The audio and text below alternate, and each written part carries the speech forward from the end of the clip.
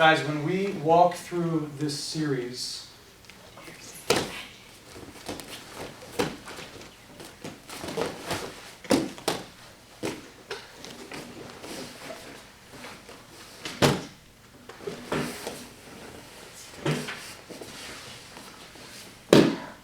right, from the position where we have the foot in between his legs. We've already touched, look, spin please. A little more please. Thanks. We've already touched the knee to the hip right here.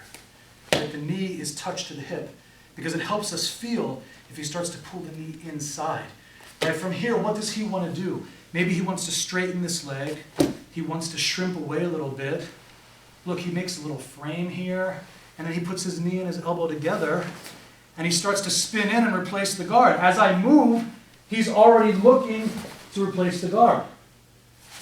So it's critical that my knee, look, is there as a sensitivity marker so that I feel when he starts to move. Especially if my leg is still between him here, this leg also feels his leg move. So to keep him set, I can even take my shoulder and put it against his chin a little forward weight down on his arm and chest to distract him, right? He doesn't think about the leg as much now. And I use this leg here, look, I don't want to bend the leg straight because now maybe he can bump into me and roll me over. All right, so go back please. Make sure, spin a little more please. Make sure that this leg here is not extended where I can easily roll over it, but that it's bent. That's the base right here. This is the base. The leg that's inside.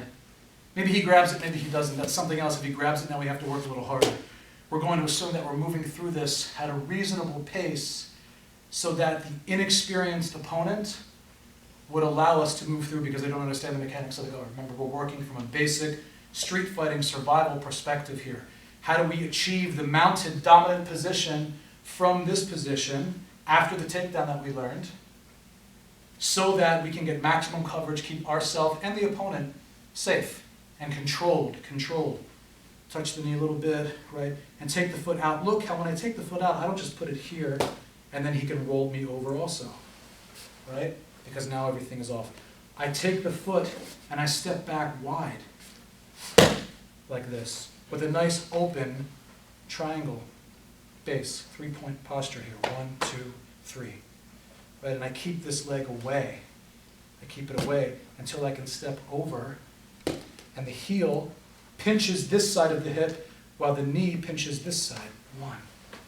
Right? You can step over your own arm, it's no problem. Just take the arm out.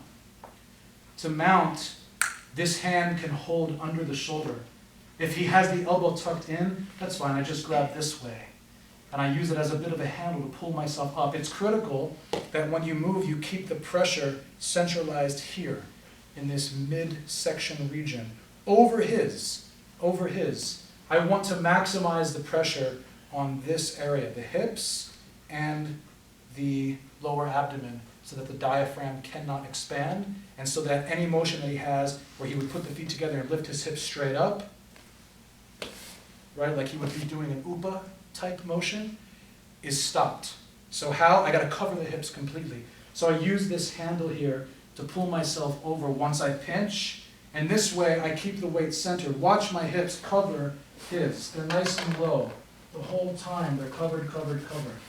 And once I get to this position, my hands go wide. Let's spin here, please. Let's spin this way, yeah. Right, once I go to this position, so like this, I step out, hold, step over the arm and pinch, make the handle here.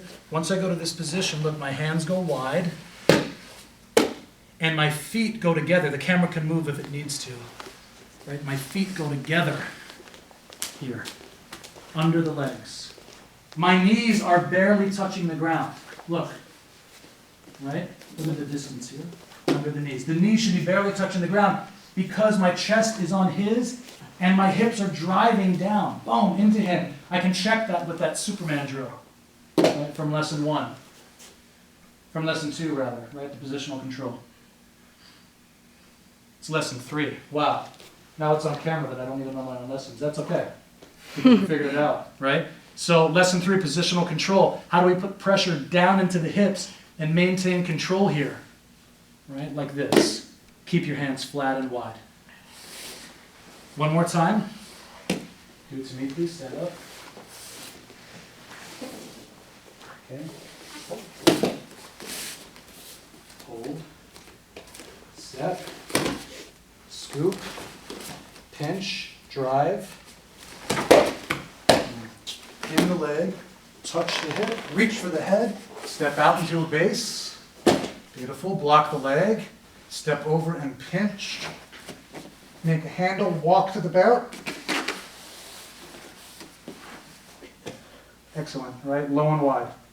Hands on the ground, stiff, chest to chest, feet together. Driving with the hips, look, his knees barely touching the ground. Excellent. Okay, guys? Make sense? Let's go.